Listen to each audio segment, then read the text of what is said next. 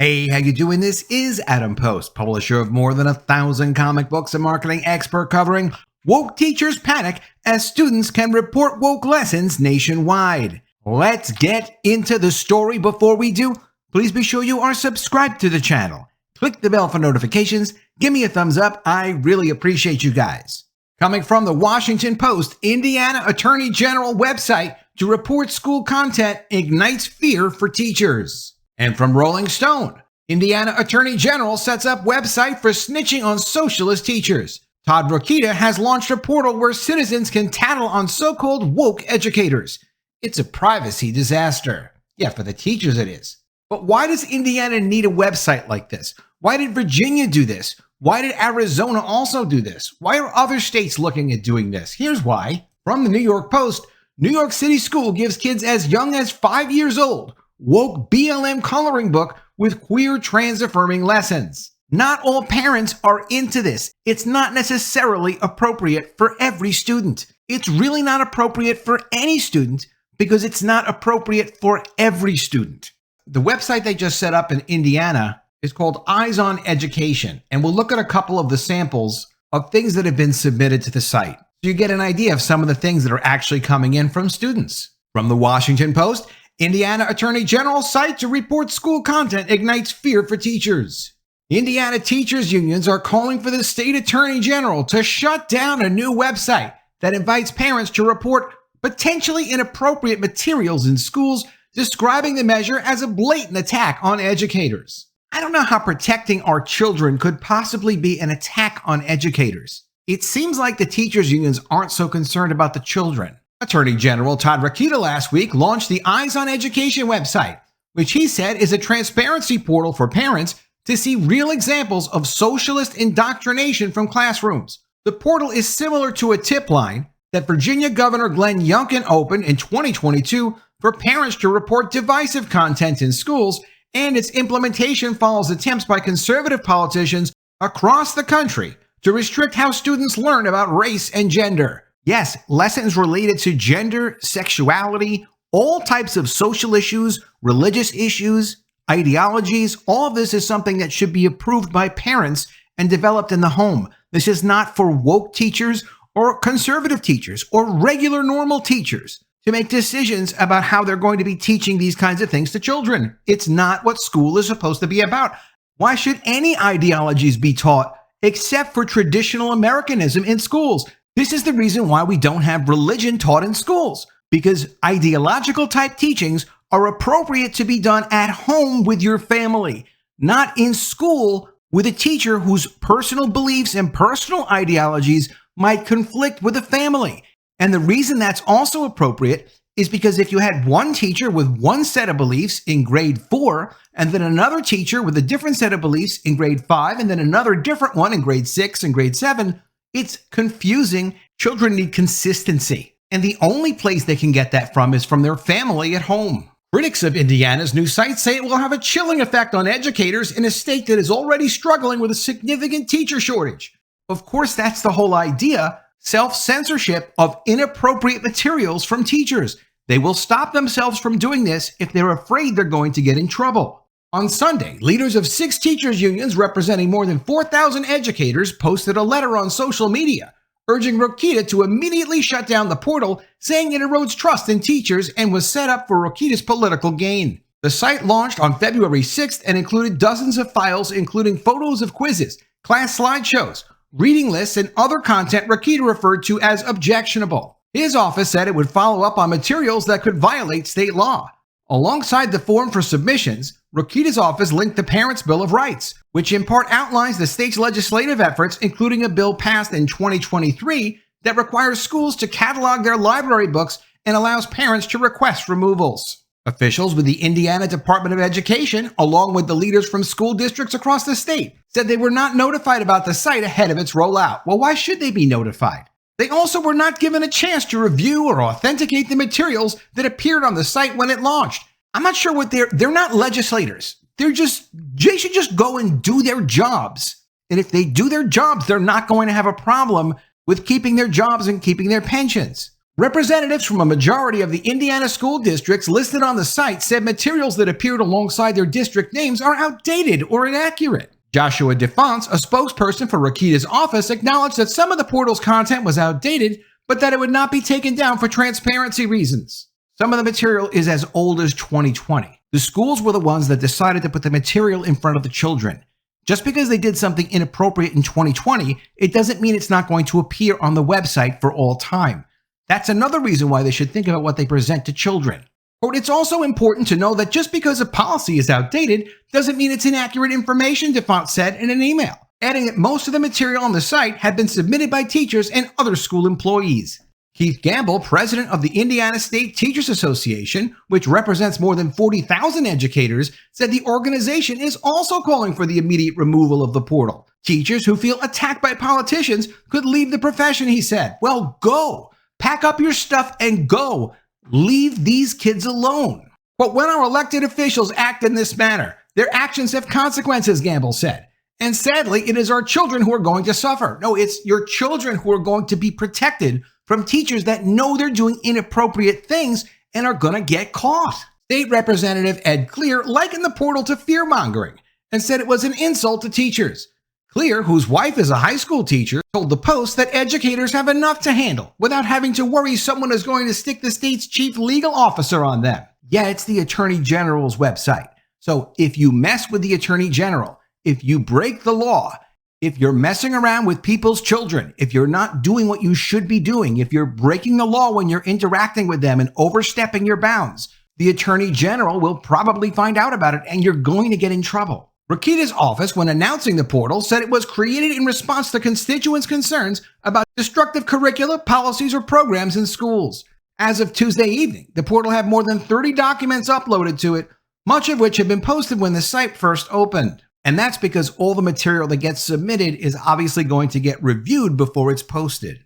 Some of the material also has identifying information about whose classroom it was, what teacher it was, who created the inappropriate material. I'm sure the Attorney General is going to be very careful about what they do ultimately post on that website. One document showed a photo of a rainbow pride flag hanging on a school wall, emblazoned with a raised fist, a symbol of Black power. Another was a screenshot of a scholarship form that said priority would be given to students from underrepresented groups. A third featured an email from a superintendent who pledged to address societal injustice in our classrooms after the 2020 death of George Floyd. Paul White, superintendent of New Prairie United School Corporation, a public district with 5 schools, described the portal as a guilty until proven innocent scenario.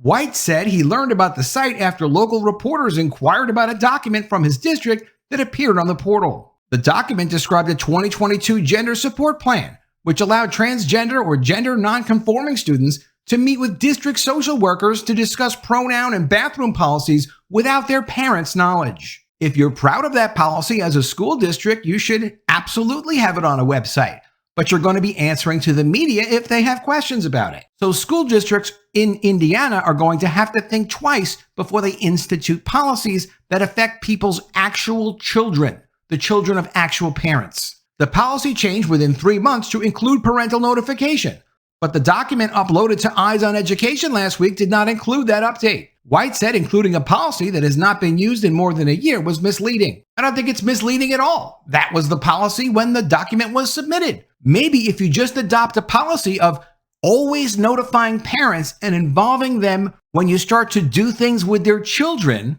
you won't have to even update your policies. Everything will be immediately updated because you actually respect the children's parents, the people who are responsible for the children, the people who are raising the children and taking care of the children.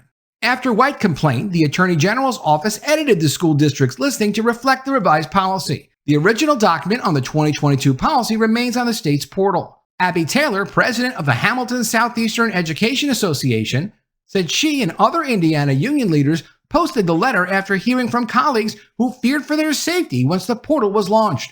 Some of the documents included educators' names, emails, or copies of their communications. I'm not so sure why teachers need to keep things so secretive. What are they panicking about? Teachers know what they're telling their students. There's nothing to worry about if it's all appropriate. I'm all for people having privacy. That's very important. But you'll lose a right to privacy when you start interacting with other people's children. When teachers feel unsafe, quote, students aren't getting the most passionate teacher in front of them, Taylor said. We don't necessarily need teachers to be passionate when we know so many of them are inappropriate with the children. We would rather they would just be even-keeled, measured, prepared, and focused on academics, as opposed to focusing on indoctrination.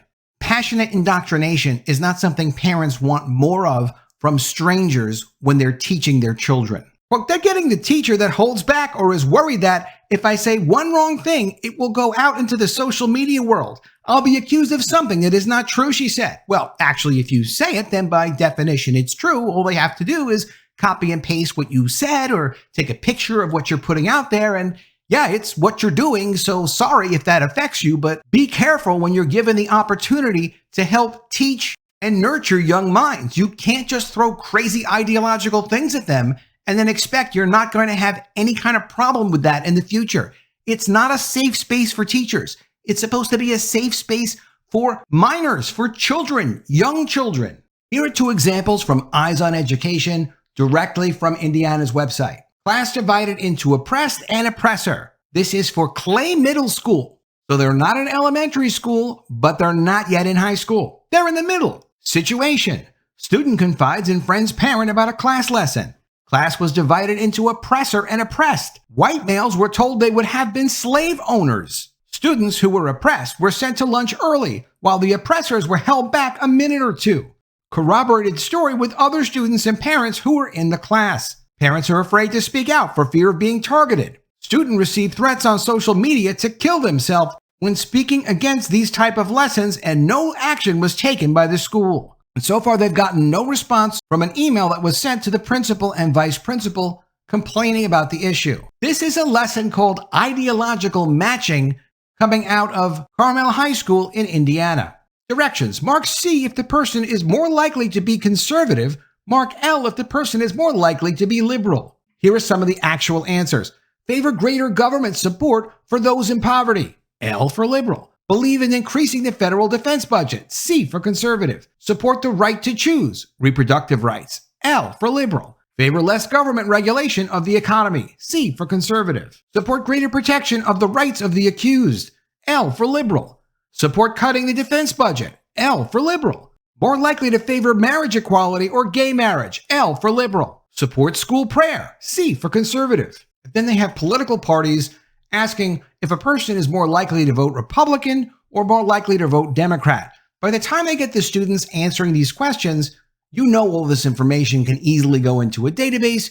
Is it kept by the district? Is it given to the Democrat Party or the federal government, Department of Education? Who even knows? All of this isn't appropriate. Mark R if the person's more likely to vote Republican. Mark D if the person is more likely to vote Democrat. Hispanic nurse, Democrat. Upper class white collar, Republican, female, Democrat. Black college professor, Democrat. White male, Republican. Working class or blue collar worker, could be Republican or Democrat. Officer in the military, Republican. Southern gun owner, Republican. Jews and Muslims, supposed to be Democrats. I mean, what is this? How is this something that's going to educate a student and prepare them better for life? It isn't. It looks like research for the Federal Department of Education, and then God only knows what they do with it once they get a hold of it. And this is the reason why you need to have a website in your state to report inappropriate teachers to.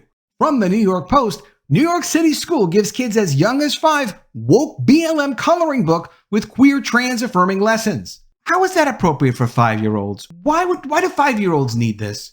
A New York City elementary school is facing criticism for doling out a woke Black Lives Matter coloring book to kids as young as 5 that feature queer and transgender affirming lessons and teachings on revolutionary politics, according to a report. Students at Public School 321 in Brooklyn's Park Slope, which teaches children from kindergarten through 5th grade, were handed the What We Believe, a Black Lives Matter Principles activity book last week as part of a Black History Month lesson, the Free Press reported. The book, which prominently features the 13 guiding principles of the BLM movement, uses various drawings and worksheets to get its message across.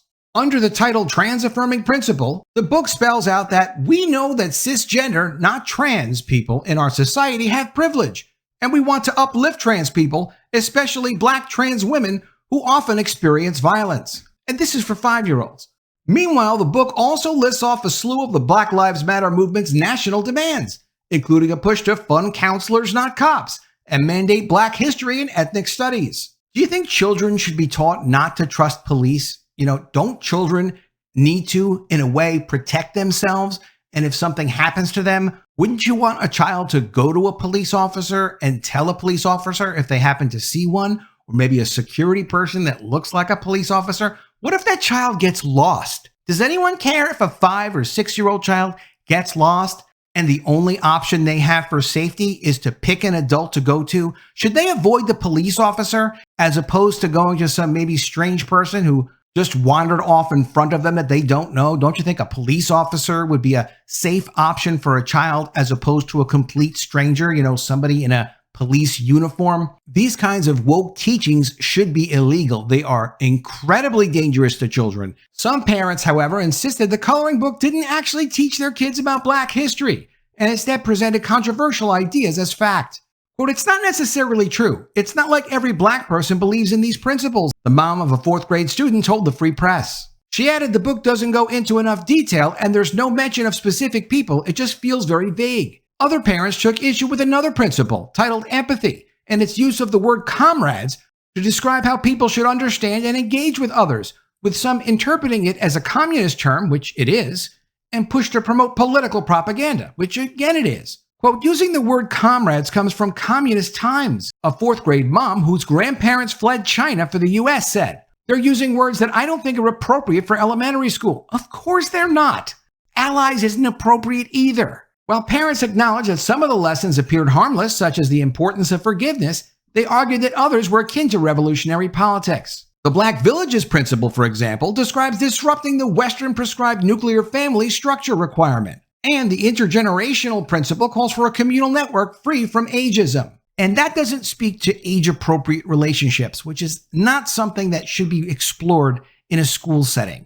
Unless the lesson is, never mind ageism, you're a certain age, that's who you should socialize with. You shouldn't be socializing with people that are much younger or much older than you. In a statement, a Department of Education spokesperson told the Free Press, "Anytime parents have a concern about resources used in school, we encourage them to share their concerns to the school principal or district superintendent. Better yet, send it to Libs of TikTok on Twitter. She'll put it out if it's something people need to see. But of course, also go to the school principal, the vice principal, the media, put it on your social media if you're not comfortable with what's being done in schools with your children." The one thing these woke teachers all seem to fear is getting exposed for what they're doing with children in classrooms. That does sound very troubling.